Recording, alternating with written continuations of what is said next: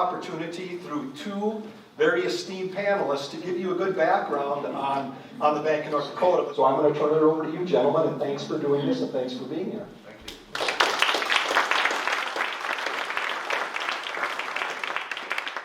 Let me just first say, Okay. you know, Eric is here tonight, and I'm so glad to see Eric Hardmeyer because, first of all, I've known him for a very long time. He's part of the whole Mott world, you know. Mott Lauren, Mafia. his sister, is a very close friend of mine, and when the centennial came, he called me and he said, would I be willing to do an exhibit for the bank in the lobby? And I was thrilled. It was one of the most satisfying things that I ever got to do. And if you haven't gone into the lobby to see that, I urge you to do it. This is the sign. Most of it's electronic, and then there's a museum, some artifacts and so on in glass cases. And I want to tell you about one letter that I discovered while working on this. But you know, we're living in this age where everything's electronic now, and that's okay. But I said, Eric, let's have one big physical sign so that everyone who ever comes into the bank has to confront it and read it. And I won't go through the text, but it basically outlines the history of this institution. And I'm just so proud of that. I worked with Janelle Schmitz. There's a huge website where we wrote hundreds of panels about the history. Mike Jacobs' book is for sale here. He wrote the book at the same time. It's a great achievement, 100 years. I think if you had asked someone in 1930, will there be a Bank of North Dakota in 2019, they probably would have said no. Mm-hmm. The bank has had to struggle to justify itself in the post nonpartisan league era, and it's done a good job of reinventing itself over time to remain relevant and central to North Dakota life. So I just want to put up a few just propositions here so we can start. You tell me if you agree with them, Larry. One, North Dakota was once a radical farm state. Just want to say that's over now.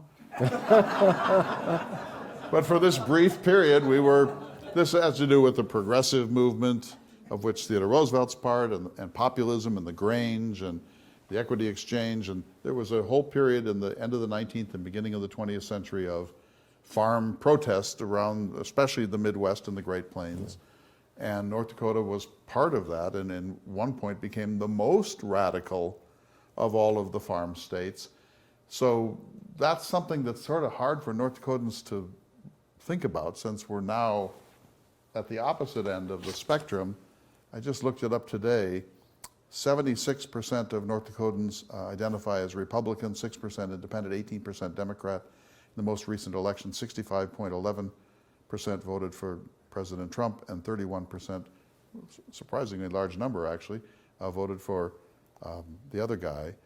The guy that won? Just let's keep it simple. Okay.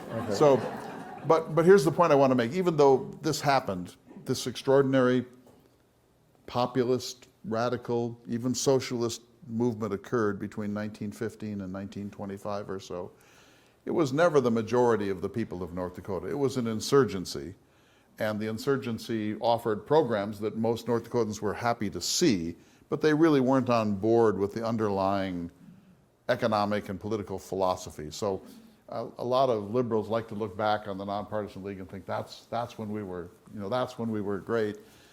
But it's not really true. We've always been a small C conservative state, but we were a small C conservative state that saw a tool that could better the lives of the great majority of the farmers. Number two, North Dakota engaged in this brief socialist experiment, 1915 to 22. Number three, North Dakota has a long streak of populism to this day. Then it was left populism. Now it's right populism, but it's still populism. Mm-hmm. And one of the things that, you go to 5, just skipping over 4 for the moment, part of our populism is a very strong sense of annoyance at outside interference in North Dakota life. And then it was about banks and railroads and milling and so on, but now it's about other factors, principally government now. Number 4, and I don't know if Eric and Todd would disagree with this or not, but I think it's historically true. The State Bank of North Dakota has done everything in its power to distance itself from its socialist origins over time, partly as a matter of just surviving. And then number 6, many of the reforms of the NPL era are now standard practices in Great Plains agriculture and business. So in a sense, they succeeded because the reforms are now norms that we assume will always be in place. Just to give you one of the principal concerns of the farmers was grain grading. So you grow your crop and you take it to the village elevator, and the elevator operator would determine what grade you got. So grade A, grade B, is there rust in it? Are there weevils in it? Are there weeds? Are there alien seeds? And that elevator operator had enormous power to determine the price you got for that wheat. And Dr. Ladd at NDSU was a pioneer hero in this regard, and he proved beyond a shadow of a doubt that there was corruption in the grain grading, that it was in the interest of these elevators to downgrade people's wheat so they would have to be able to pay them less. The farmers could rage about this, but there wasn't really anything they could do about it.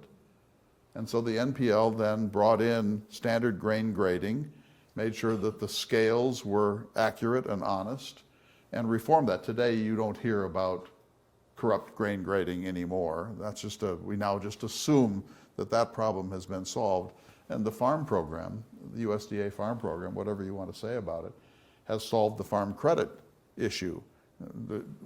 We'll talk about this, but the fundamental issue that led to the State Bank of North Dakota was that farmers couldn't get crop loans. So they had mortgage loans to service. Then they had to get money to put in their crop. Sometimes the interest rates were 12%. They were being set by out-of-state banks. The farmers had no control over this, and when they went in to complain, the farmer would say, it's 12%, take it or leave it. I mean, there's nothing I can do. And so the farmers thought, well, what if we created our own banking system that was cost plus? It's a nonprofit system. Of course, it has to cash flow, but we will make the interest rates as low as possible, and we will bend over backward to keep people on the land. And this will be a people's bank that exists to serve the interests of the actual farmers, not to line the pockets of outside interests. So it makes a real logic, doesn't it, the program of the league. I know we're going to talk about this a little bit later, Larry, and you have some slides that we'll show here shortly, but we also need to remember that this was a much different time in our political landscape. Socialism was a serious factor here and elsewhere, and A.C. Townley, the central figure in the Nonpartisan League, began as a socialist. First of all, he began as a flax farmer. When he failed as a flax farmer, he became a socialist. Part of that was just sour grapes. He was a kind of a sour grapes kind of guy.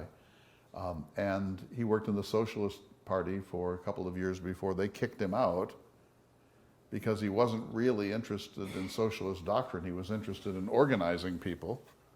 And so he wasn't sufficiently committed to the program.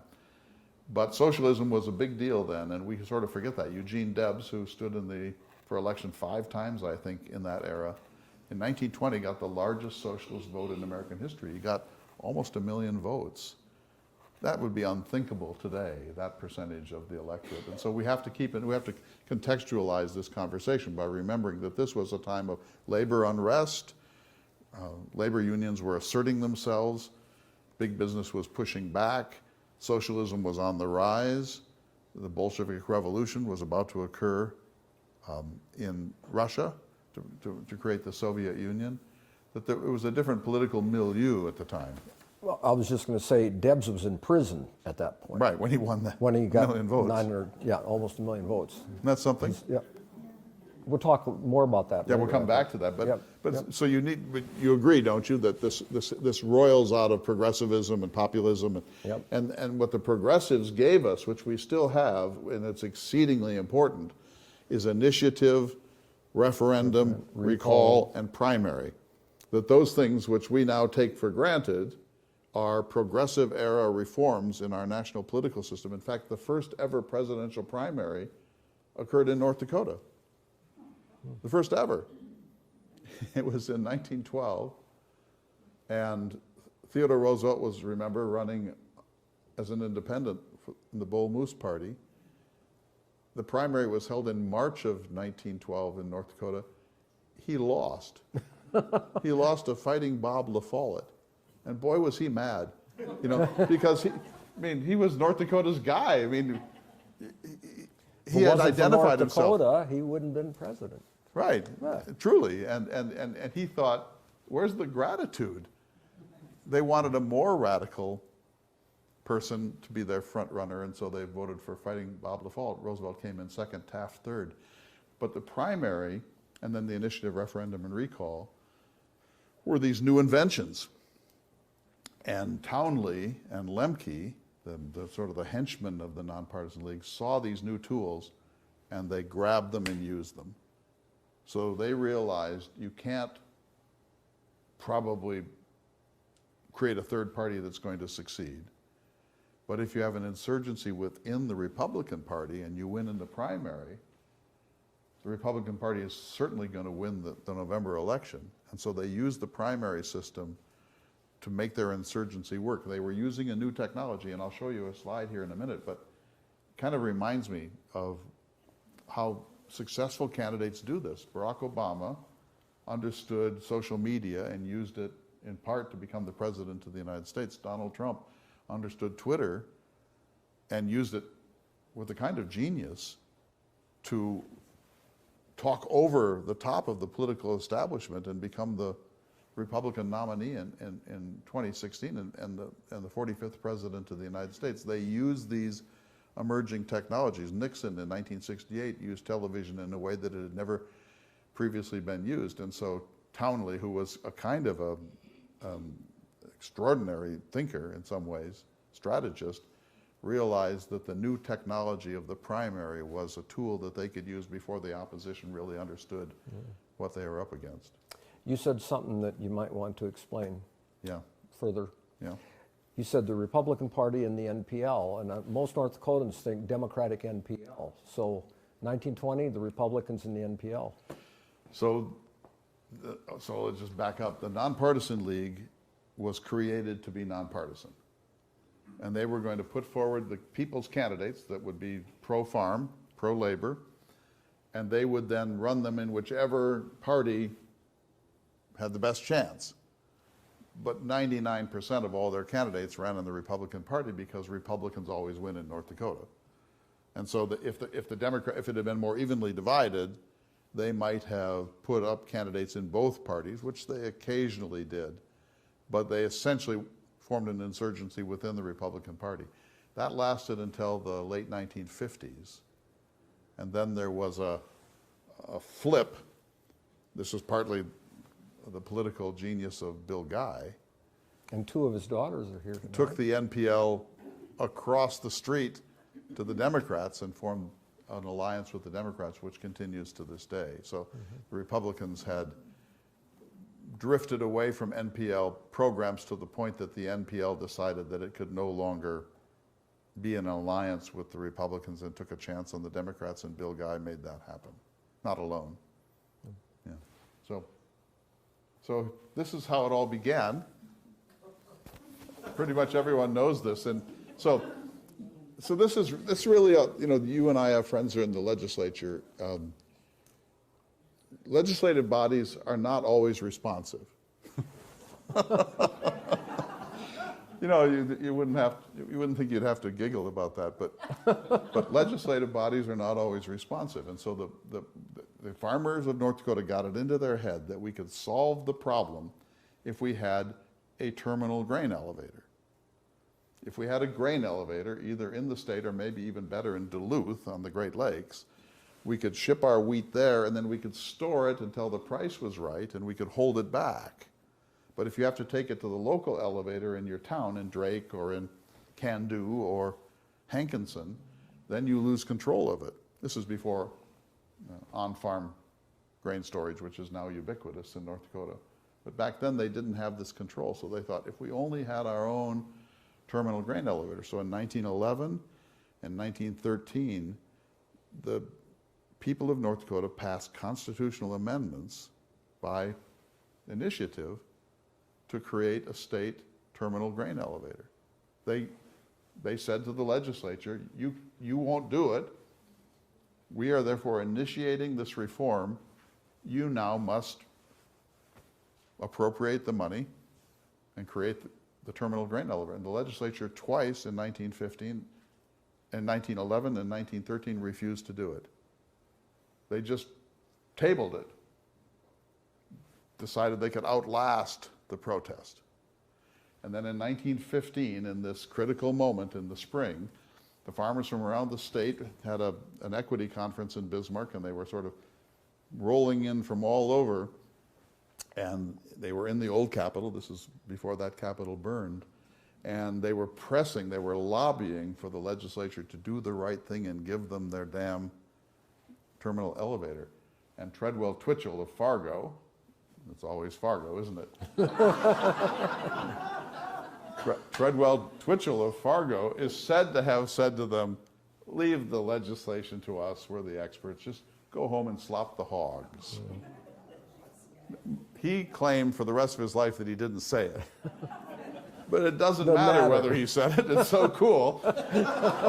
And plus, if your name is Treadwell Twitchell, you deserve whatever you get. I mean, Treadwell Twitchell, his parents, they should be locked up. Treadwell Twitchell, it's like a name out of Charles Dickens. Go home and slop the hogs. And so that did it. A.C. Townley was there. He was this socialist, and he was an organizer, and he was looking for a cause, looking for something to do. When he heard that, he thought, bingo, now we're going to do it. And he used that as his anger rallying cry to stir up the farmers of the state. It began in Deering, and they then began to fan out. And they used the emerging technology of the Model T automobile. He borrowed a Model T so he could race around to farms and talk people into signing up for the League. And so Twitchell may be innocent, but he touched off this revolution. And it's very often the case that happens, that just like an off-the-cuff statement, like if you say, let them eat cake. Or basket of deplorables. Oh, yeah. You say that kind of thing, you're going to touch something off. And so people remember. And so this is one of the great moments. That's Twitchell there, looking bewildered. Remember what this looked like, everyone. This is a prosperous farm. Mind your way. Can everyone see over? This is a prosperous farm from this period. Larry, look at this. They're all dressed up, got their chickens in front there, got a bunch of buildings. But we all have seen these,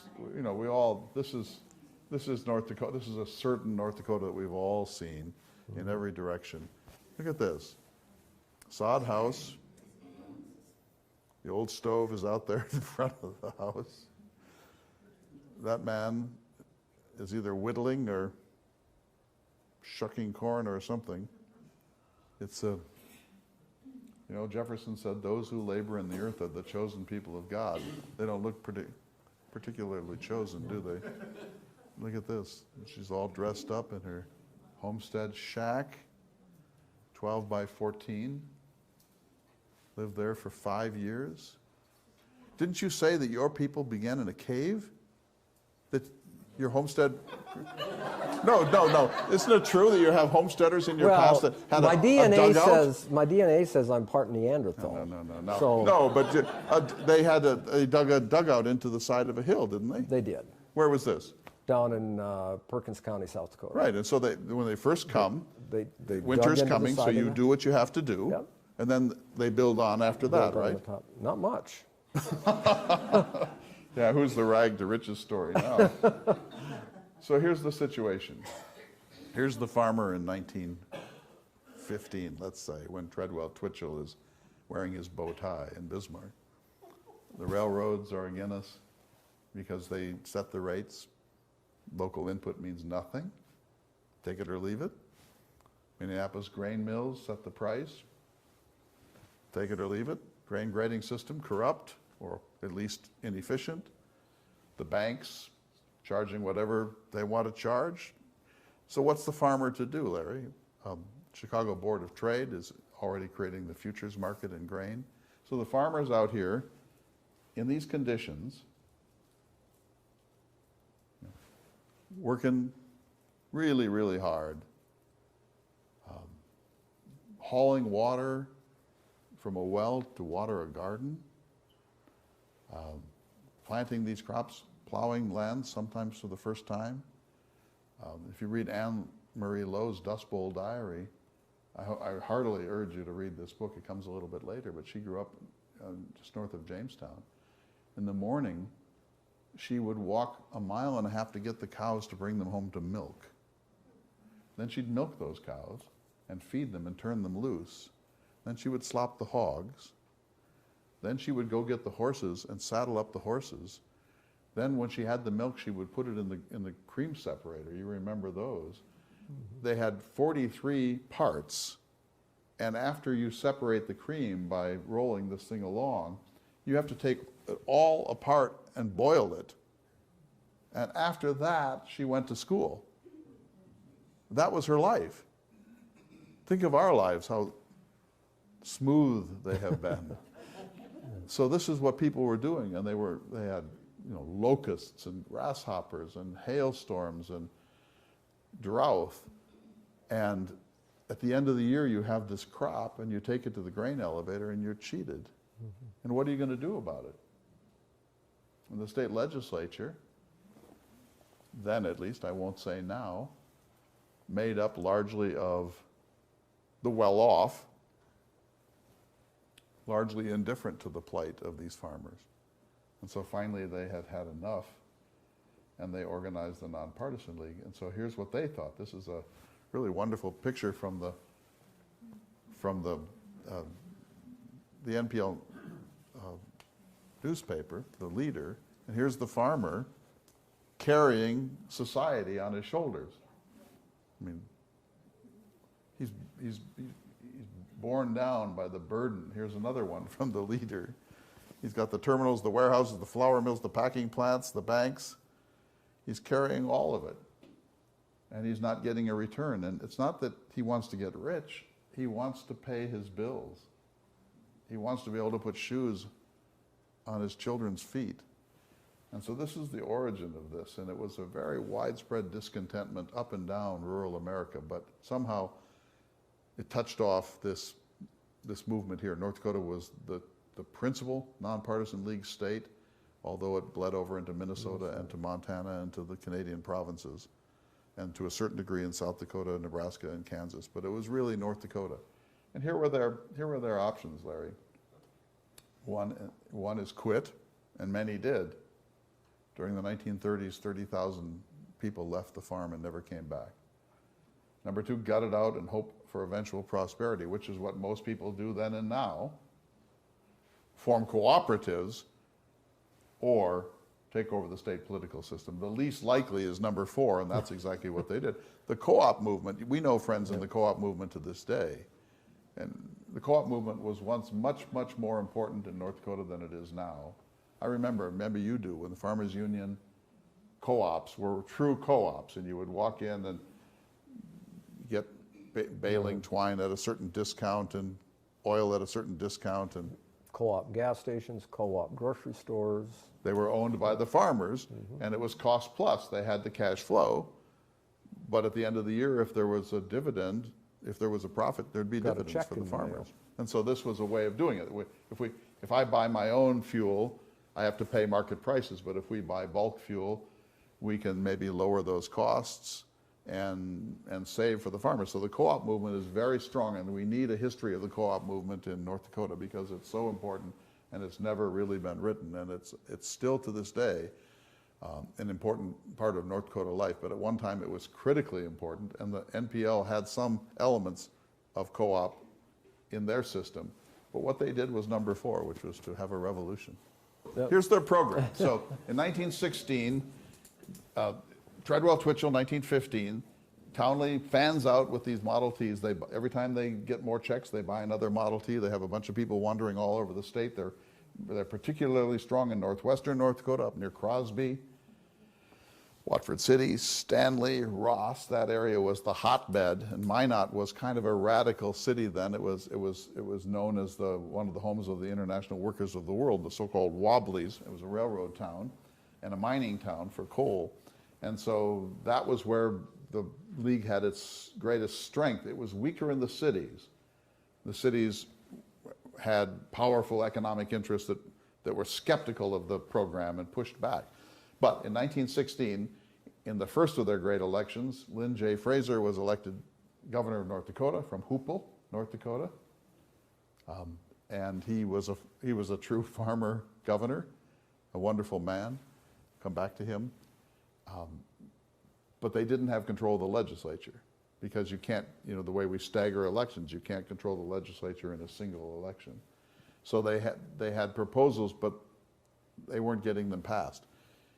In the 1917 legislative session, the NPL and the forces of reaction fought tooth and nail, and the NPL didn't get very far. But in 1918, they won the whole government, the governor, attorney general, all the other main offices, plus both houses of the legislature. And then it was in the spring of 1919.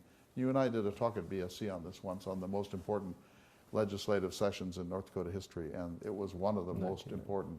And that's when they did all this. State-owned terminal elevator, they finally got it, Grand Forks. Flour mills, that didn't quite work out. Packing, they were going to do packing plant and cold storage plants, and so they were going to cover all of the ag industries. Not all of this occurred. State hail insurance they did require. Every farm, every acre had to pay 3 cents per acre for mandatory state hail insurance. Exemption of farm improvements from taxation, they succeeded in getting. Reform of grading and dockage for grain, they succeeded. What they really wanted to do is not create a state bank. You see, there's no state bank on this list. What they really wanted to do was create sort of the equivalent of our farm credit system, or maybe the equivalent of our credit unions. They wanted in Dickinson and Bowman and Flasher and Elgin to have a small credit bank that would be cost plus and would serve farmers. That did not happen for lots of reasons, and so then out of this proposal of a decentralized farm credit system came the state bank, but it didn't come until late in the game. And then finally, the State Industrial Commission. The Industrial Commission, this 3-member commission that continues to this day, the governor, the secretary of ag, and the attorney general, was created to be a people's commission to help incentivize farmer-friendly businesses and industries in North Dakota. It doesn't quite play that role anymore. And I think one of the things that's, if you're a league advocate, one of the disappointments is the normalization of the Industrial Commission. And today it doesn't play a populist role at all, in my opinion. And it was very friendly to big oil when it was intended to be a kind of a radical check on business and a way in which small businesses, startup businesses, businesses that were economically marginal would have a chance. But at any rate, that's the program. It's a breathtaking program, Larry, and they got most of it. The state bank was not part of the original plan, but then they did get it. And here was the first home of the State Bank of North Dakota. Some of you remember this. Right. Isn't the Red Owl store was there, wasn't it? Eighth. So there's the first one, Missouri Valley Motor. I love that. The second iteration, we all remember. Remember? I love that one. Apparently it was kind of a bad building, but Hardmeyer got rid of that, I think. Hardmeyer, yeah, Hardmeyer he got had rid of all that his one. grandiose dreams. That is the same building. What? That is the same building. Right, they just put a skin on it. I love that wheat. I love that. And remember the incised wheat on the side of it? Just made me feel proud to be in a farm state. And then, of course, Airstream, the current spectacular State Bank of North Dakota. the first mill and elevator was not in Grand Forks. They did a kind of starter, this is a bad photo, but it's the best I could get. They did a starter mill in Drake, just to test and see if it could be done. It wasn't successful. And then there was a bidding war. Where should we put the state grain terminal? They were no longer going to do it in Duluth. They were going to keep it within the state. And so the question was where? Fargo, Jamestown, you know. It needed to be on the eastern seaboard of North Dakota because the grain was going to go east. And Grand Forks was probably the least friendly place in North Dakota to the Nonpartisan League. Just virulent disgust and distaste for the NPL. But they knew a good deal when they saw one. And so they put up the money. Sound familiar? Yeah.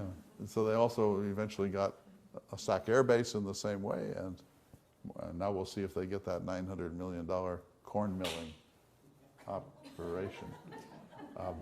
And then here's the building of the state mill and elevator. And again, a bad photo, but the best scan we have. And here is a postcard of it. So I would say this, and you tell me, let me ask you a question, Larry. When you grew up in Hettinger, and you went to Dickinson State, so you're a good North Dakotan. When you were growing up, did you know about the state bank? Well, I think we all knew about it, right? We were required to read Robinson's book on the history of North Dakota. Right. And it was so, yeah, I think we all knew about it. I don't know that we knew the depth of it. And, you know, obviously we didn't know everything that it did, but we were well aware. And I remember being well aware of this. Of the elevator, too. Yeah, and I think North Dakotans were proud of the fact that, hey, look what we got. Nobody else has it. We've got a bank, we've got an elevator. I think so, too. I mean, I don't know how you all feel, but I think a lot of North Dakotans today don't know any longer much about the state bank or the state mill. I think there's a lot of ignorance/indifference about that. And partly because these institutions are less important now than they once were. That mill was exceedingly important in 1925. Today, less important. They do some very interesting experiments in new varieties of wheat and grains and so on, new milling techniques. But it's no longer the counterweight that it once was to big business. Well, but look where our populations are today. I mean, when we were growing up, you know, there was a farm on every section. And so this was an important piece of life for being in North Dakota. Now, people live in Fargo and Bismarck, Mandan and Minot. And so something like this isn't that important anymore. And they're not necessarily connected to agriculture any longer. When you and I were when I was growing up, and I think when you were growing up too, King wheat was still a very big deal in North Dakota. We were much more of a monocultural state then than we are now. Now we have a lot of diversity, and of course mining and carbon development have become exceedingly important, plus tourism and a range of other industries. But so these key legacies of the NPL still exist, but I don't think that they automatically evoke the era and the origin story, right? Right. Well, because we're not agricultural anymore as people. So I'll tell you a quick story. Jim and I grew up in a town where if you went into the high school and said, how many of you come from the farm, most of the hands would have gone up. They were bussed in to go to school. And so I was with Senator Dorgan a number of years ago, and we were up at BSC in the student union, and he had a session. There were a whole bunch of students in there, and we had it all set up. It was really nice. He said, how many of you grew up on a farm? I'll bet you there weren't 6 hands that went up. You know, so It's a North new Dakota, state. yeah, it's a new state. And so See, this is part of the problem right now. North Dakota talks about having a teacher shortage crisis. Right. Right. Well, they have a teacher shortage crisis because people don't want to live. I'll say Hettinger because people want to go to the Starbucks. They want to go to the mall and shop. They want to have a nice big hospital, which of course Hettinger does. But there's a lot of little towns that don't have those things.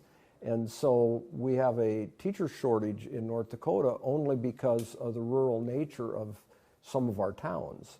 So that's completely changed from this era that we're talking about here, when most North Dakotans would have lived on farms. And when agriculture was the keystone to all success in North Dakota. You know, my neighbor across the street where I live moved in with her husband from Strasburg, I think, in 2005, and they came here because he needed health care. And they didn't like that drive from southeast of Bismarck 3 times a week to get to the clinic in Bismarck. He soon died. Now she's thriving across the street. But when I talk to her, every time I talk to her, she says that she thinks about this all the time, leaving that farm community, moving to Bismarck, not really being able to stay out there any longer, and the children and grandchildren don't particularly want to be there either. So there's a farm succession crisis and a ranch succession crisis that's all over the state. And in this book that I wrote about the future of North Dakota, I said the hardest sentence that I wrote, and I hated to push return on it, was, it's not clear that the problems of rural America can be solved. Because as you say, people want stuff, they want amenities, they want access, they want to be where the action is, and it ain't Mott. Right. It's not Dickinson either, so so this is a real problem of rural life. But these institutions, I'm so proud of these institutions. I don't know about you, but I'm just really glad we have a state bank. I have some thoughts about how the state bank could be more central to our lives. And I'm glad we have the mill. And when I go in to buy flour at Christmas, I always buy our flour. Yeah.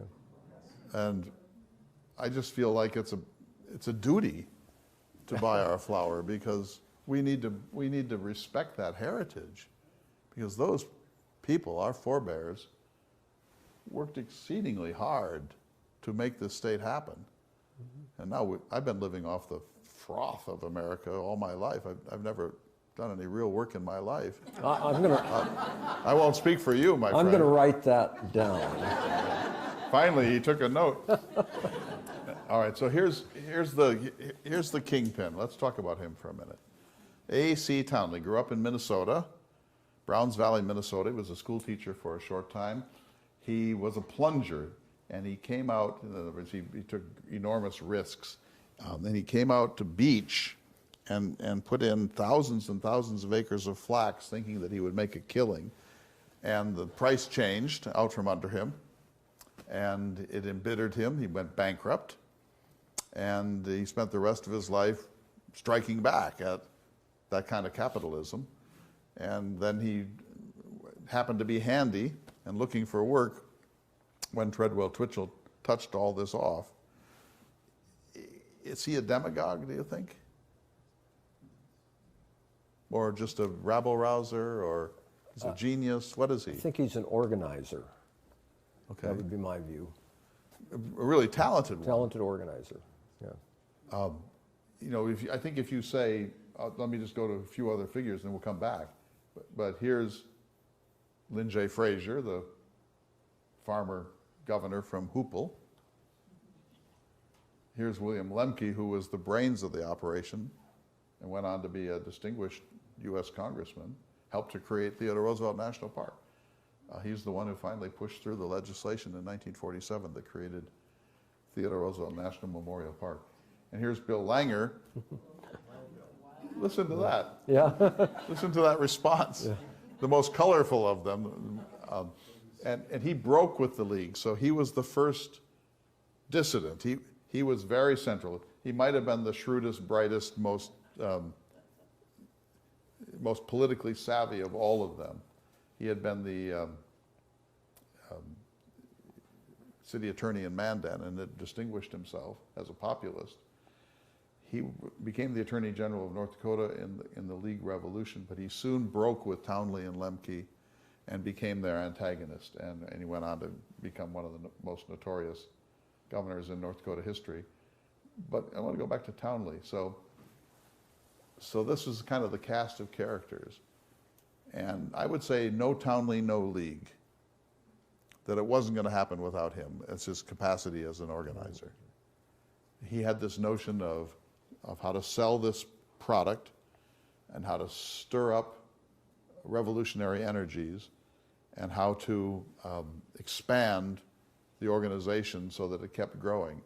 But he also made a terrible mistake because he wanted it to be a national organization, and it really wasn't yet fully rooted as a state organization. And so he kind of got ahead of himself, and Lemke and the others were always trying to bring him back so that he could finish the work here.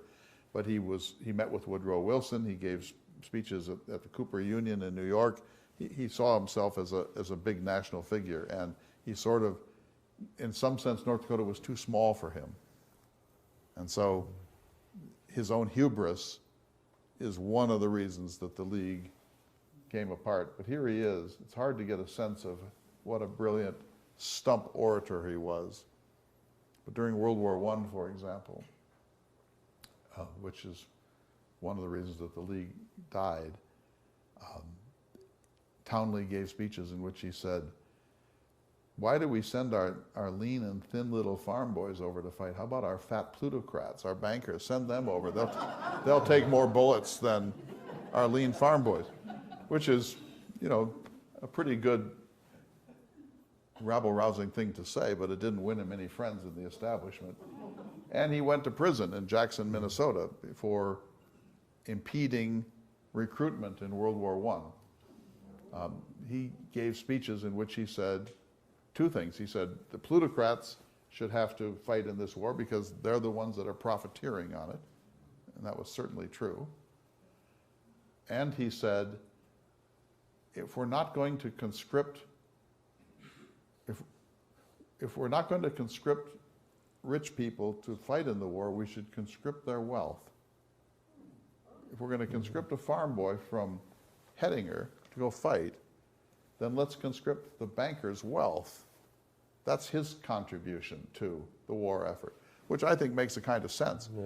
But for talking that way, in Minnesota, he was arrested under the Espionage Act. Sound familiar? Here we go again on the Espionage Act. Yeah. And he was jailed for 6 weeks in Jackson, Minnesota, in southern Minnesota. And he became a kind of jailhouse celebrity, but it also helped to bring about the death of the League. But here he is talking. Here's what he said.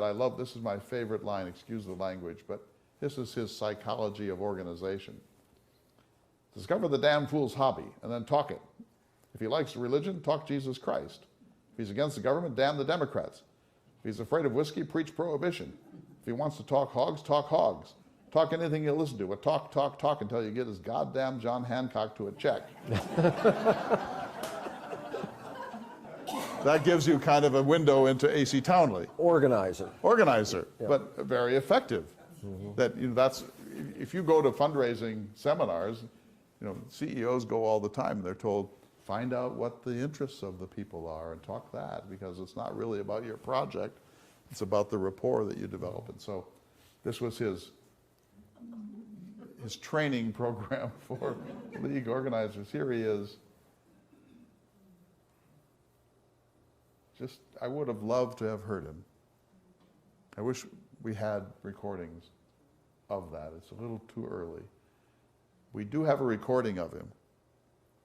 If you can imagine this, after the League fell apart, he tried all sorts of other things. He promoted oil development, but not in the oil patch. It was at Robinson, North Dakota. You know where that is? Center of the universe. Yeah. And it was all fraudulent. And then he became a red baiter. He became a McCarthyite. And he was a radio red baiting McCarthyite. And there's a recording at UND of him just viciously talking about communists under the bed and so on. So rabble-rousing was his thing. It just changed direction over time. And here was his emerging technology, the Model T. And look at that thing. I mean, that's basically a go-kart. These are early cars. Think of the roads of North Dakota in 1915. My grandmother, who grew up in Minnesota, went on her first date with my grandfather and he made her get out and crank the engine.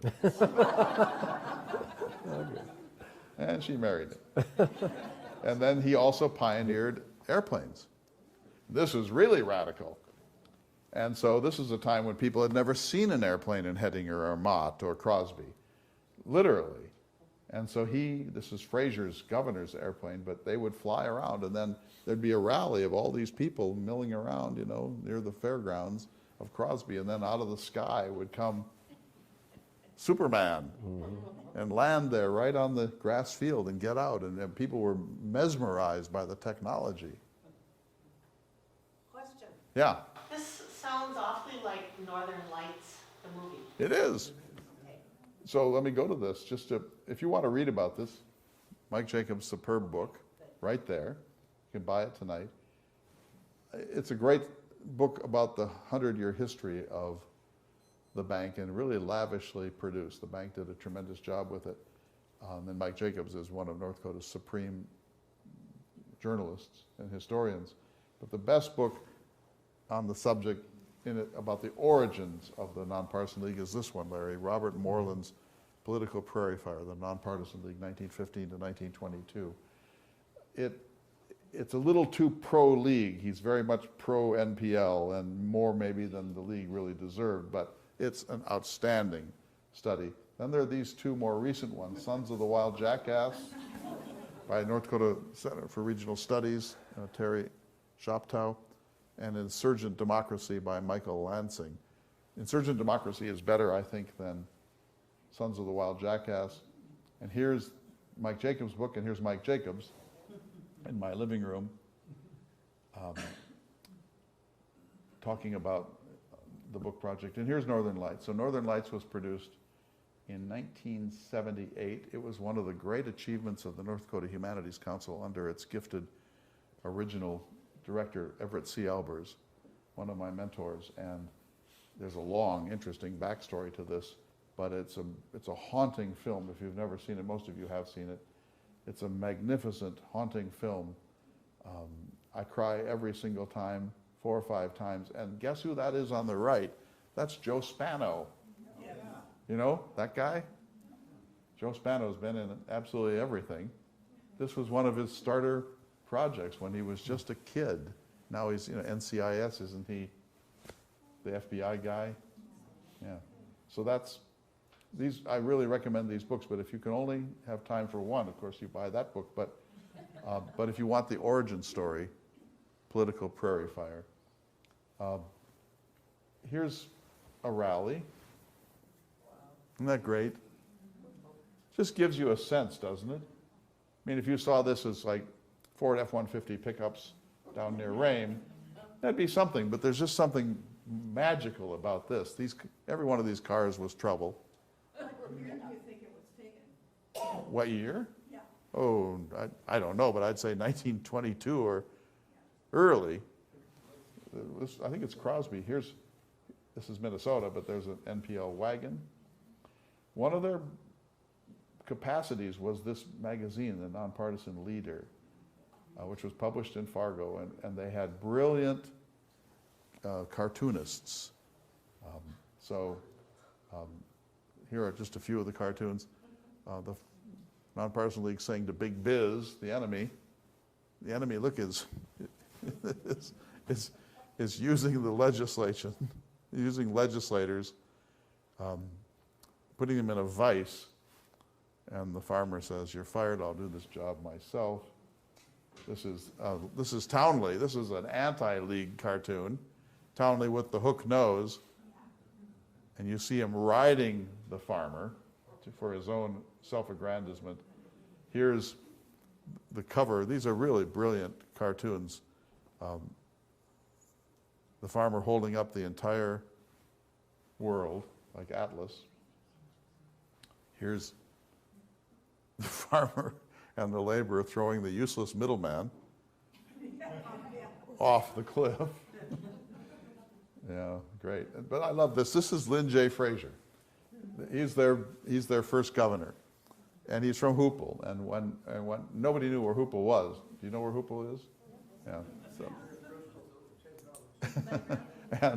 and so one of the other, I think it was the Fargo Forum, said, who the hell is Fraser and where the hell is Hoople? Because he was unheard of until this time. And so here he comes, and they, of course, using photography, they have him out on his binder, just perfect. And then look, here he is, raking the hay with horses. And if you can imagine this, he was so grateful for studying at the University of North Dakota. Stay with me now. He named his daughters Uni and Versi. Yes, yes. He named his daughters Uni and Versi. Uni, Versi. That's a guy who loves higher ed. You didn't do that. I don't know. No. Here the farmers are making a clean sweep for North Dakota. Here's Justice. Look at this. Blind Justice finding for the farmers. The bankers and the railroads are not happy. Here is Santa Claus. I love this. Santa Claus is putting all sorts of things. You see the bank and the elevator? They're going into the farmer's stocking. Big Biz is getting a lump of coal. The farmer is asleep, dreaming of prosperity. And here's Elvin Ladd, the great NDS. You know, there, as you know, the Morrill Land Act was passed in the Civil War era, and it created these NDSU and South Dakota State, these land grant universities, whose mission was to help farmers in their economics and with seed production and new strains and marketing and so on. And Ladd was this heroic commissioner at NDSU, and he's the one who exposed the grain grading scandals and became a hero of the league. Here's Fraser as the new Cincinnatus. You know, going back to ancient Rome, Cincinnatus was the selfless Roman hero. And here he is, walking away from the plow because he's been called. The NPL's philosophy was you don't run for office, you're called by the people. And so he was called. It's true, he was called. And he called off the plow, and he went off and became the governor of North Dakota. And here's the special privileges attitude towards the new direct primaries. They're going to execute them because they don't like when the people start to take control of their own destiny, then or now. And then you see, here we go, North Dakota State Bank ready to open soon. James R. Waters was to manage the bank. Bank space secured here in Bismarck.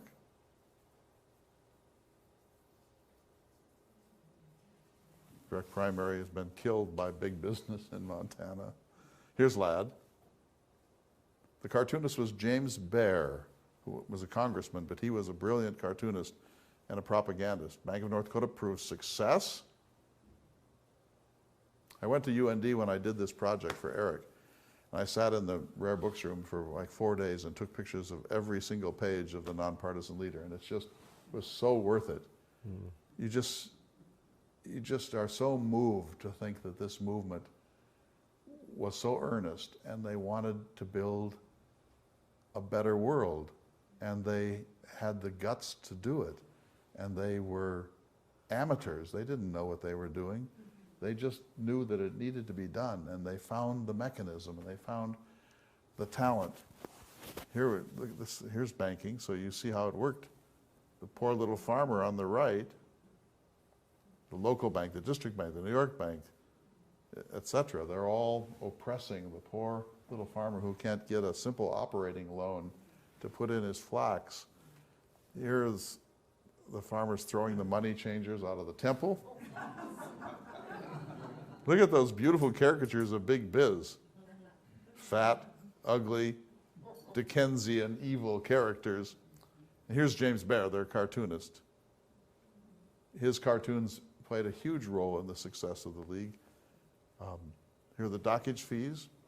Since the Nonpartisan League got into power, I've made over $200 a year by selling my dockage. The dockage is what they remove from the wheat, saying we can't sell that. And they're saying they're being able to sell it because the league has found them a way to market it. Here's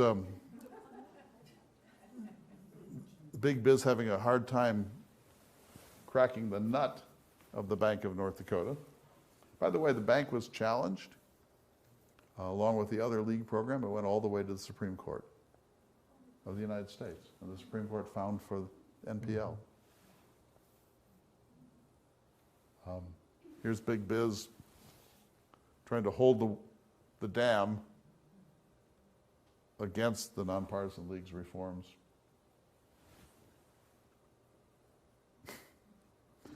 The pigs are now skewered. What makes more noise than a pig under a gate? Profiteers.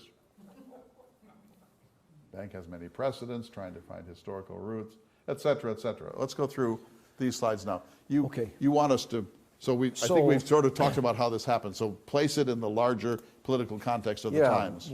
What I wanted to talk a little bit about is the fact that I think, I don't know that North Dakotans appreciate enough the environment in which this occurred. Right. Right? And so if we go back, if we look nationally at what was going on at the very same time that the NPL was such a force in North Dakota, at the very same time that they are getting their program through, what was going on in the rest of the nation. Now, in parts of the nation, there were other, Clay already mentioned, there was an NPL in Minnesota and Montana, but they weren't as forceful as the one in North Dakota. And what has always amazed me is that the NPL programs that were successful in the state of North Dakota did so in an incredible environment nationally where you would think they would not have been successful. Because the war, particularly. Starting with the war, but more so, let's take a look at Red Scare, the first Red Scare. Now, we've had two Red Scares in this country. The first Red Scare comes after the Bolshevik Revolution in 1917. The Russians have taken over, the Bolsheviks have taken over. They've created the USSR, okay? And so America is absolutely fearful that that's going to happen here too, that we're going to have communists or socialists or whatever. So we won't spend a lot of time on this, but let's go through this. So when the U.S. enters the war in April 1917, the Socialist Party of America passes a resolution opposing the war. So this political party, the Socialists, Not the NPL. not the NPL, but the Socialists, pass a resolution saying we're not supportive of world war, of going into the war. It was called the rich man's war and the poor man's fight, which is kind of what you were alluding to earlier. Okay. And there was, including Gerald P. Nye, North Dakota's distinguished senator, looking at the munitions industry as fomenting the war. Well, and he will do that in the 20s World War and II, 30s yeah. for we're getting ready for it. So in 1917, we end up with the Espionage Act. Clay mentioned that was in the news here already. Once again in the news. Once again in the news. But you can see it made it illegal to do anything here advocating, urging treason, insurrection, or forcible resistance to laws in the United States. Here's what's really important about this one. Clay, I think everybody has heard the term, you can't yell fire in a crowded theater, right? Everybody heard that? That comes out of the Supreme Court case that comes out of this, Schneck versus the United States. Schneck was a socialist, and he was mailing literature that was telling young men not to get drafted. Don't let them draft you. And so, by the way, I see there's a number of lawyers out here, so I'm on thin ice right now. But nevertheless, out of this, the Supreme Court said, well, if there's a clear and present danger, so for example, you cannot yell fire in a crowded theater, and therefore Schneck can be locked up. That's what Townley was locked up under, Townley too, was in, for distribution of literature. and Debs is locked up. And what's really important is Schneck is a socialist, and Debs is a socialist. So around the rest of the country's trying the best it can to keep the lid on socialism in the United States at the very same time that the NPL is being successful in the state of North Dakota. And when the war came, the NPL's leadership said to Townley, don't talk about the war. Of course the war is wrong, and it's a munitions industry, and it's a rich man's war, and so on. Just keep quiet about it, because if you talk about the war, you're going to jeopardize the movement. And he just couldn't help himself. he was right too, but he just couldn't stop. And so they knew So you could say, if you were just looking at this from Jupiter, you could say that the Nonpartisan League rose to power between 1915 and 1919 and did some really remarkable things. And then World War I came along and crushed it, because the nation, during times of war, becomes more patriotic, less willing to have protest and dissidence. Everyone needs to be on board. We don't want criticism of our boys who are in harm's way. And so the League would have been compromised by the war anyway, but Townley and others couldn't keep their mouths shut either.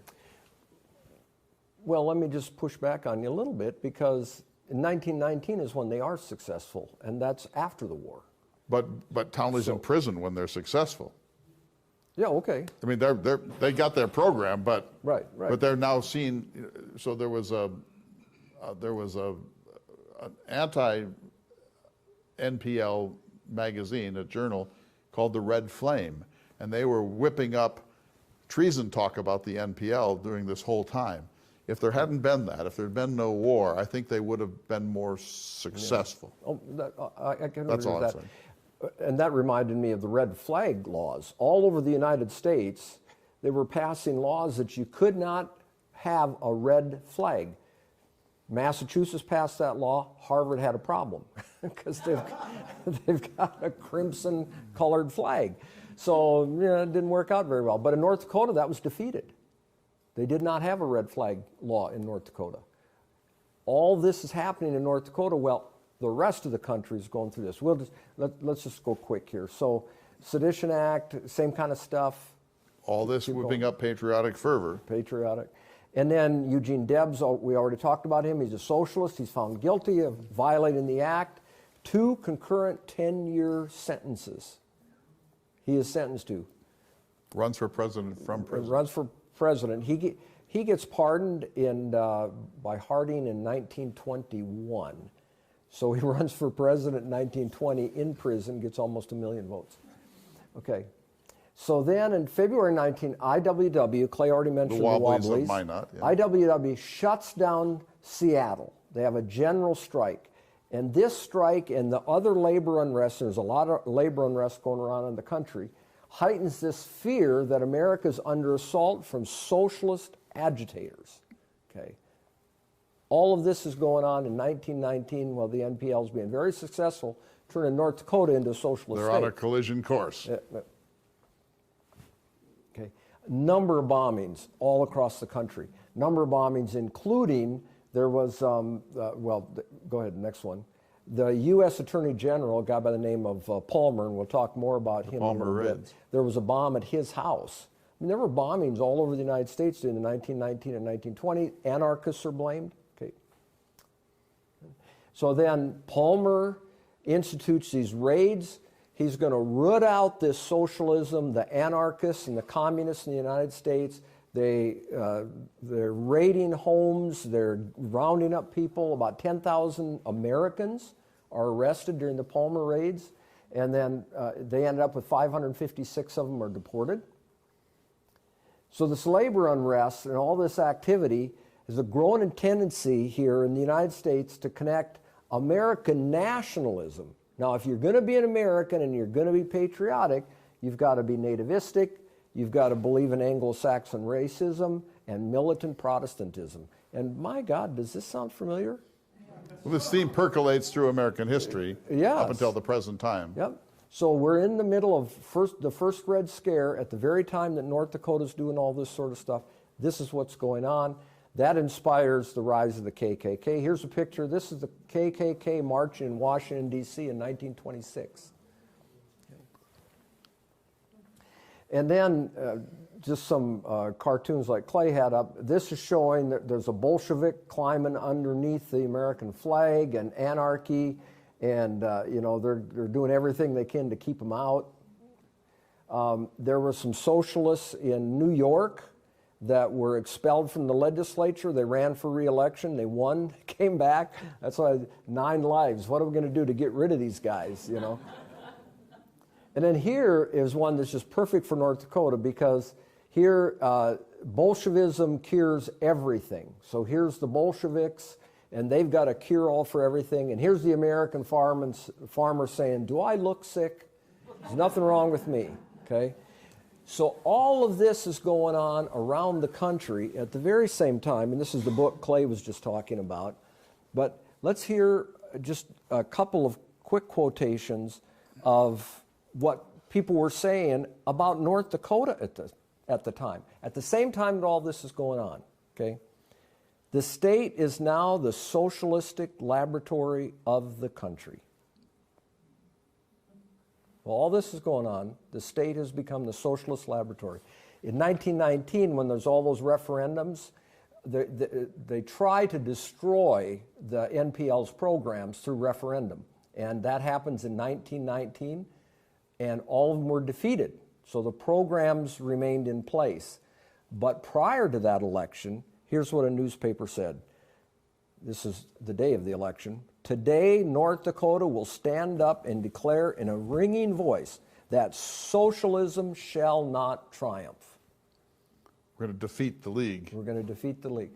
And yet, here we are, 100 years later, with a state bank. They didn't defeat that. And so I think, you talked about the issue of trying not to say it's socialistic. Right. Talk more about that. I think this is my view, and I really want to get Todd and Eric to talk about this before we run out of time. We want to take questions too, but this is my view, and I could be wrong. But I think that, first of all, as I said, I think that the radical moment was not shared by the majority of North Dakota people. The majority of North Dakota people just wanted to pay their bills and live their lives. They saw the NPL's program as a tool that they could use. They were somewhat uncomfortable with the doctrines, but they were quite pleased with the possible results. That's number one. Number two, there was a reaction that set in immediately, especially in the big cities, a very virulently anti-League reaction. And so this was not by any means like all the people of North Dakota getting on board with this thing. As we've grown more conservative, I think we've always been a conservative people, small c conservative. That is family, labor, honest work, pay your bills, pay your taxes, go to church, fear God, believe in the institutions of your community. That's North Dakota, has been, I think still is. As we've become more capital C conservative over time, and now probably more conservative than we've ever been in the history of the state, I would say, we're a little embarrassed by this episode. We're not sure what to make of it. It doesn't really seem like us because we're so much different from all of that. And I think that it's been in the interest of the state bank to survive. There have been attacks on it every decade or so from the beginning by conservative legislators who say, that was then and this is now, can't we just get rid of it? I mean, what good is it really? I think the bank has wisely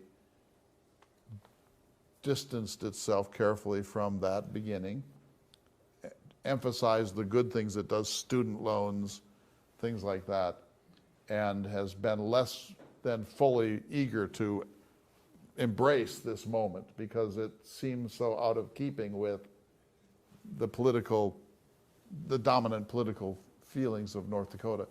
And I want to say I think that makes perfect sense. It saddens me, however, because I think we should be justly proud of this moment.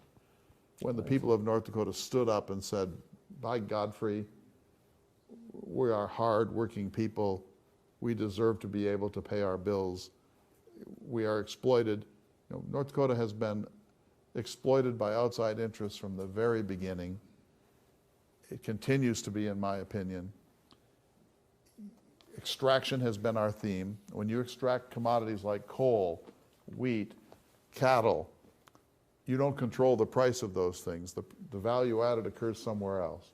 One of the great things the bank has done, and particularly under Bill Guy, is to help fund state processing, the sugar beet plants, the coal-fired power plants, to do the processing here, to add the value within the boundaries of North Dakota and not simply ship it all out on trains to somewhere else. I think Bill Guy is one of the 3 or 4 heroes in the history of the State Bank of North Dakota. The state mill has had an easier time of it because it just has to be quiet and grind wheat. Right. just stay out of trouble, be quiet. It doesn't feel socialist at all in the way that the bank could at various times. And so what I'd like to do is ask Eric and Todd to talk about this and say, and maybe I'm completely full of beans about this, but to say what you think the legacy of this, how the current work of the state bank connects to the legacy of this radical moment. So you start and then Eric. Well, great question. I would tell you that I think the way it creates, and what most people don't know is the best way to describe the Bank of North Dakota is we create economic development programs, but our delivery channel is the local banks. So everything we do, all the programs, we've got about a $5 billion loan portfolio now, 1.1 student loans, and we've got various ag and commercial loans. But all of those programs are originated by local banks. And what we do best, and the reason where you say, how does this still fit? What we do is the local banks lend money to the small businesses, and where we can come into play, some banks, some of the smaller community banks have lending limits. And so let's say there's a $5 million project in their local community. The local bank has regulatory authority that says they can only lend $2 million. They'll do that $5 million loan. They'll do $2 million and sell, or we would participate and provide the additional $3 million to get them the $5 million to be able to finance that business. So we originate and renew about $1 billion worth of commercial and ag loans every year, but that's all in partnership with the local community banks. And so I know one of the questions you asked is, what would happen if the Bank of North Dakota was gone tomorrow? One of the things is I think you'd find is North Dakota has more community banks per capita than any place in the nation. And they will tell you the reason for that is because of the Bank of North Dakota, because of that partnership. And so if we weren't here, what would happen is they would have to find other partners, to other larger banks or other banks to provide that financing with them. With the Bank of North Dakota, that money all stays here in the state. And the other part of it, the profits that we do make, we either keep them in the bank or that the legislature appropriates them and they go back to fund other projects within the state. So that's one of the big things, and I'll talk a little more, and then Eric, you have way more experience than I do. The other thing I would tell you is where we really play a role is when there's disasters. And so we have developed a lot of disaster programs through the years. On the ag side, the flood in Grand Forks, the flood in Minot. Recently, we're smiling, we came out with a drought program 2 years ago, and so we were all worried about that. Then a couple years after that, if you remember, about 3 years ago, we had that late snow where the farmers couldn't get their crops off. And so we developed a program around that. So that's the other thing that we do, and how we develop those programs is we get in contact with the local banks and we get a group together and say, what's the issues that your customers are having, and how can we develop a program to help them through those programs? So I would tell you those are kind of the biggest things that the impact that we have on the state.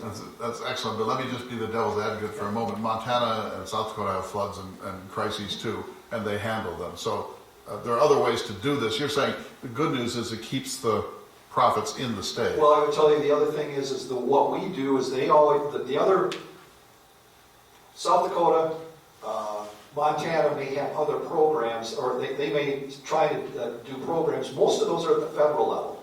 And what we've done well, and I give Eric credit for this, when there are disasters, we wait and see what the federal program is, and then we fill in the gaps. Yeah. And that's been the big difference that I think that we've been able to accomplish. So Eric, let's hear from Eric first. Well, while we're waiting for Eric to walk up, I do have to say this. You know you got a good idea when other states are looking at you and saying, boy, I wish we had that. So we wintered down in New Mexico, and so I read the New Mexico paper. It just turned out that on August 7th, just days ago, there's a proposal at the legislative session to have a state bank. And so the president of he is the president of the New Mexico Bankers Association wrote an op-ed, all the reasons why you don't want to have a state bank. What do you know? Right? I hear that one. All the reasons you don't want to have them. And my guess is that people from New Mexico probably have been up talking to you guys. Many countries come to Yeah. talk to you. Well, yeah, I was telling Larry before we started that I'm not completely retired. I'm now acting as a consultant for the state of California. Oh, boy. Yeah. Well, not really the state of California. California passed, they're the first state to pass something that allows public banking. So they allowed 10 communities in the state of California to start up their own bank. And I am working with the cities of Oakland, Richmond, and Berkeley. And I'm their hired gun as they are starting up their own bank. I'm now talking to the state of Colorado, who's doing that. I've talked to the state of Washington most recently. So this whole notion of public banking has become in vogue since really the Great Recession 2008. When the rest of the country was in a recession, North Dakota was flipped the opposite way. And everybody looked at North Dakota and said, what the hell, why is that? Well, they have a state-owned bank. And of course, I said, yeah, well, of course that's it. We were on the throes, the beginning of, big energy, and we were going this way when everybody was going that way. So this thing has caught fire. And I originally thought I'll never in my lifetime see another state-owned bank or publicly owned bank. I think that whole thing is turned completely. And So now you're there's the a Johnny lot- Apple Bank of the system. You're traveling around. Well, mostly Zoom. But I would answer your question, Clay, a little bit differently. The Bank of North Dakota, and I think you rightly point to, a couple of inflection points. One would have been in the 1960s with Governor Bill Guy Guy. really figuring out how we use this bank to drive economics. It had been quiet since the war. Big ag business in the 20s and 30s, and then a mortgage kind of broker in the 40s, 50s. And then Governor Guy really said, wait a minute, how can we use this? So Governor Guy, and then I would point to Governor Sinner as really the next big guy who said, let's create some programs, and he created the PACE program and the MATCH program. And I remember Governor Burgum coming to our open house, looking at your exhibits, saying, why are these all Democrats who came? That's because Republicans haven't come up with it. Whoa. Who said that Well, to I him? did say it. Yeah, great. Because, when you look at the history, it's a true statement. It's fact. But Sinner did something that was closer to the original mission. And Governor Guy was for these big things like coal-fired power plants and sugar beet. Governor Sinner wanted to go to the small towns and find development programs for these small, troubled communities. Yeah, and so Todd just described that. So, yeah, we have thought of ourselves at the Bank of North Dakota as the bank for good. And so, unlike, any other bank who has a mission to return to the shareholders, our return is to the state. So I personally have never shied away from saying, yeah, it's a socialist institution, there's no doubt about it. And what we're here for is to make North Dakota better. So if you're gonna, call me a socialist because of that, then call me that. Just don't call me a communist. Now we're going to call you a California socialist. So I just want to remind you of a document that Janelle and I found. So there isn't a lot of document heritage at the bank. There haven't been a lot of records kept of that sort, but she pulled out this sort of yellowed bundle of letters. It was so interesting, Larry, because this was during the Dust Bowl, and this farmer wrote to the bank and said, I'm sending you a check for $4.13. I know I owe you $3 more. I hope I'll be able to pay it at the end of the year. I hope you will be patient with me. And you just read that and you think, wow, Bill Langer may have been Bill Langer, but he was responsible for scores, hundreds of farms being saved during the Great Depression in the way that he empowered the bank to do that, to give more time, to bend over backwards, to, when people lost the land, they had the first right to buy it back when they got back on their feet. And this was his leadership, saying the bank is going to play this role.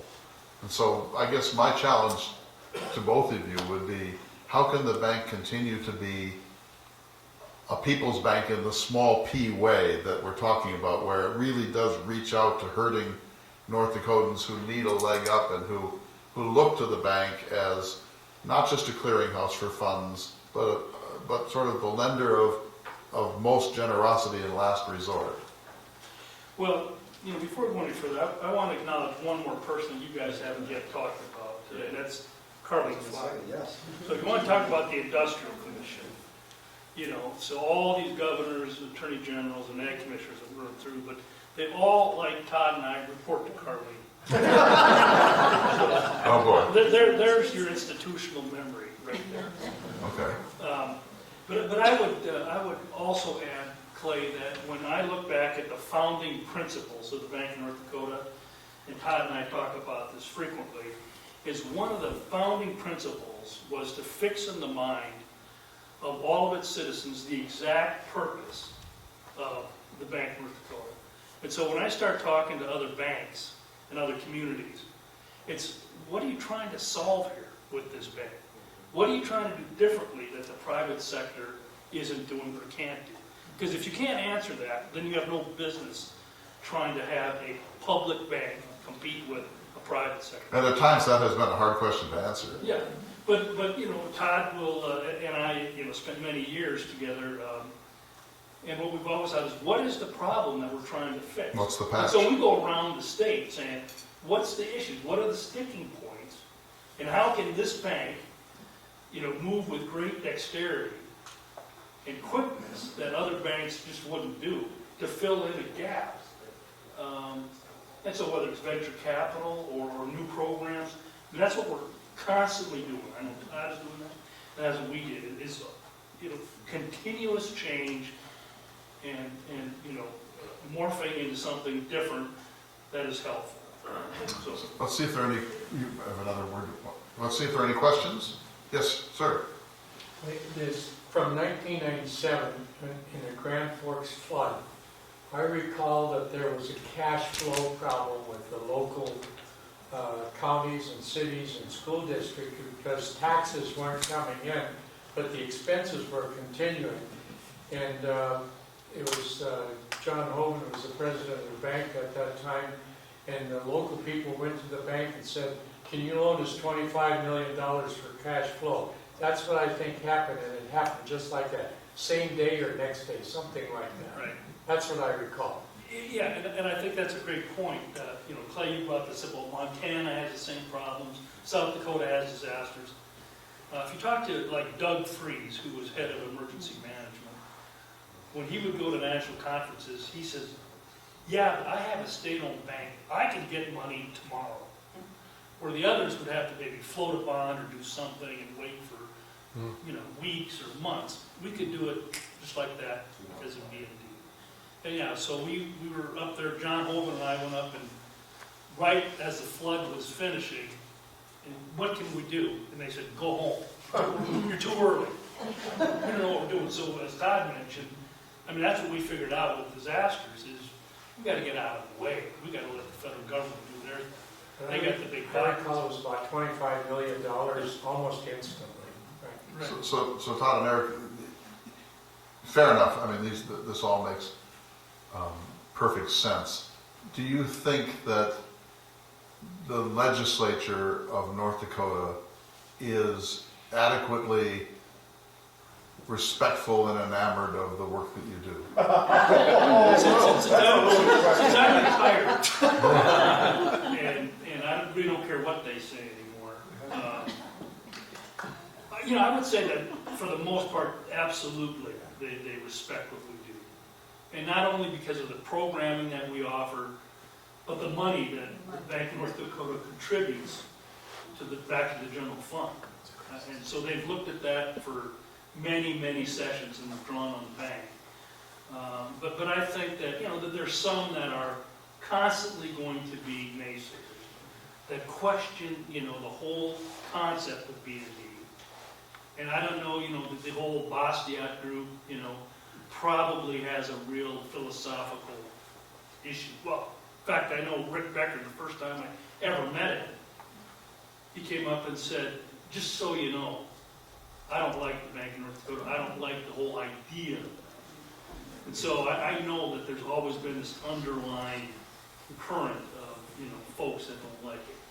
But I think overall, there's a deep respect for the bank, what we do, the profits that we provide, and the programming that we do. And I'd also say, over the last few years, the other thing that the legislature, or we work closely with the legislature on, is what people don't realize, we administer $1 billion worth of legislative programs, the Infrastructure Revolving Loan Fund, School Construction Fund, those sorts of things that are legislative programs, but because there's a bank, they say, great, you just administer for us. And so I would say I've been at the bank 7 years. I've seen, I think, the respect of the bank on how we can help solve those problems and do the administration of it. And they've come to us to say, this is a problem we're trying to solve. How can you help solve it? And so there's always going to be naysayers, yes. But I think for the most part, we've developed, I think, a pretty good working relationship with the legislature. I'd like you to respond to this, and then we probably should wrap up here. We're getting close. So this guy from New Mexico, okay, he says the Bank of North Dakota has faced consistent political pressure, often putting its viability in question. Okay, so this is really funny. So I 4 years ago, I was the president of the North Dakota Bankers Association. And so I would travel around to all these national conferences, and all the other executives of the different associations say, where are you from? I said, I'm from the Bank of North Dakota. Oh, you're from the, oh, we would never allow that in our state. And I just smiled and said, well, you feel that way, go talk to Rick Clayburgh, I'd have to be North Dakota bankers, go talk to Rick and ask him how he feels about the Bank of North Dakota. And so I will tell you to those other states, because of the partnership that we have created with the local financial institutions, they are our biggest advocates. And I think the biggest issue that they have now is, by statute, how we're funded is all the state deposits have to come to the Bank of North Dakota. In other states, they go to the private banks. Most of those, when you think of the larger states, they have to be the larger banks in order to handle that sort of volume and those sorts of things. So they see that as that's where the competition comes in. But I would tell you that when you talk to Barry Hogan from ICB&D and Rick Clayburgh, they would tell you that they're some of our biggest advocates because of the partnership, and that's really how I think that's been our secret sauce, is we try very hard not to compete with the private sector. How do we enhance the private sector? And we could go on forever about programs that we have started that the local banks go, I can never do this without you, but I can help them at that local level, and you can provide that additional support, and other states just don't have that. I just have two quick more questions. One is, so when I was working with Eric and Janelle, you told me that you get dozens of inquiries, and people come from all over the country and all over the world to take a look and ask a lot of questions. Why is it that no other state is able to do it? You know, all these states, Massachusetts, New Jersey, come, Ukraine, other places come, and they're fascinated and they're eager, and they go away, and in the end it doesn't happen. Why? I'll comment, and then here, this is the best part about it, because now when I get all these inquiries, I go, you know what? I've got the perfect guy that you can talk to. So I refer him right to Eric, which is good for me, because I've got a full-time job right now. I would tell you two things.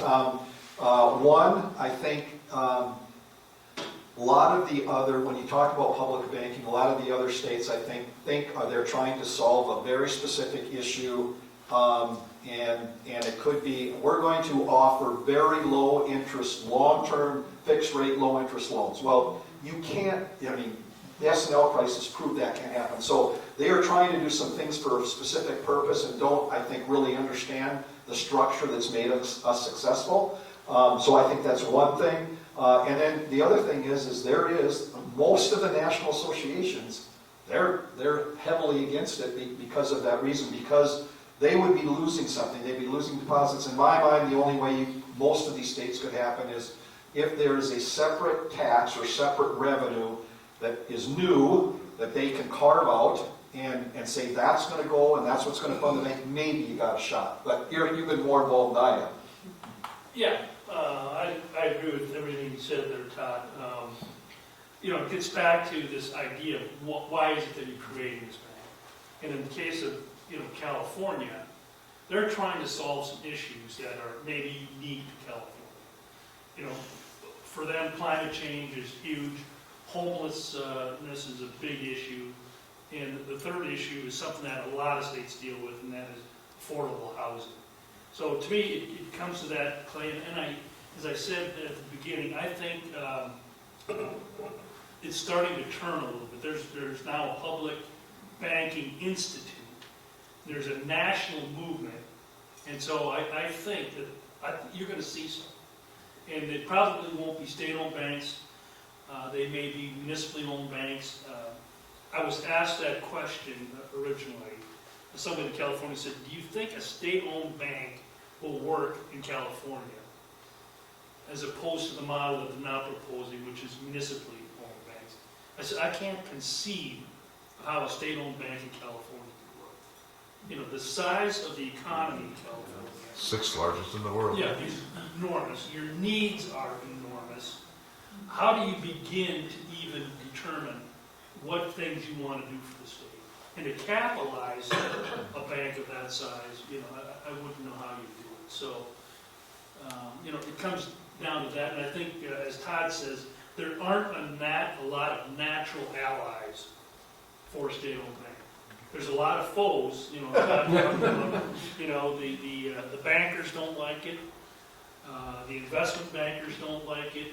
The regulators don't like it. There's just a lot of headwinds. But I think if you figure out how to do it like we have, as Todd described, where you don't paint the private banks as the enemy, but as a partner, that's, as Todd says, that's the secret sauce. And I think that's how you can make it work. Okay, now I'm just going to be a nuisance. When I go into the grocery store, I buy Dakota-made flour. Why can't I go into the bank and have my own account there and ATMs? And I want to show the same pride in the State Bank of North Dakota that I show in the State Mill and Elevator, and I know you can't do that. No, But you're out of trouble now. Why can't you make it easy for all of us to have our accounts at the bank? You can have a checking account. You can have But a savings account. I can't have my ATM card. Todd, do we? Because of COVID, you can now. Yeah. Because of Minnesota lobby. You can now.